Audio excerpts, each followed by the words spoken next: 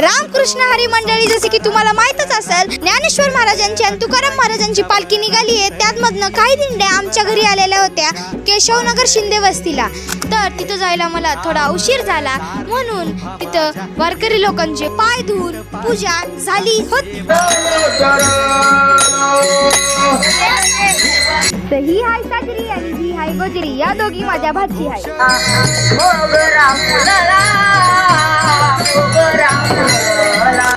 तर आम्ही तिथं खाली गेलो आणि तिथं खाली चपात्या लाटणं चालू होतं. त्यावरून सगळे चपात्या लाटायला बसलेल्या.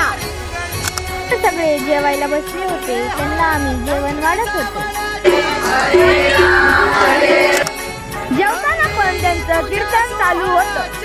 सर्वांनी जेवायला सुरुवात केली आणि परत कीर्तनाला बसले.